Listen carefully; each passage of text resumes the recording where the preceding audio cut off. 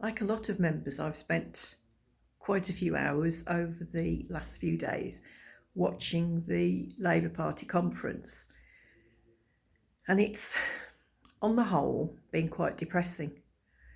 There have been some highlights, but what I'm feeling is a distinct lack of vision that's forward looking, that's outward looking. The party still seems to be focusing on chastising and removing members of the party who don't agree with the views of the leadership and with a particular and minority faction within the party.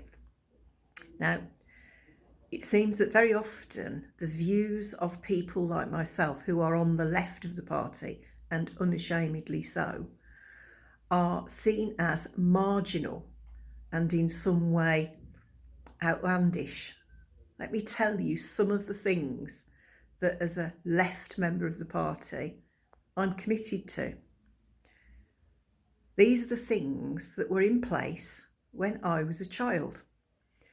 Free education, free higher education, a well-funded, efficient NHS, utilities and other key assets in the ownership of the state on behalf of the people. These things were normal when I was a child. So how did they get to be radical now? How did they get to be seen as marginal?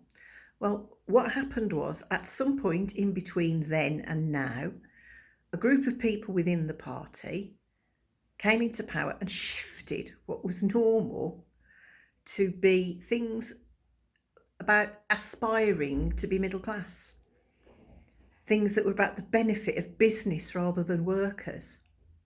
But if we look across the sea, across to the continent, we can see countries, our European neighbours, that we could envy for their public transport systems, in some cases with free transport, for the level of workers' rights, for the way that people who have committed criminal offences are reintegrated into society after serving an appropriate term in prison.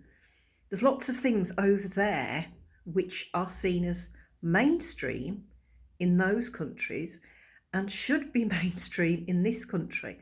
What's happening in this country is a move further and further towards the right, away from the principles that founded the NHS, the welfare state, the national insurance pension scheme, etc., towards the kind of views and values that, quite frankly, are more fitted to pre-war Germany, to a certain other government.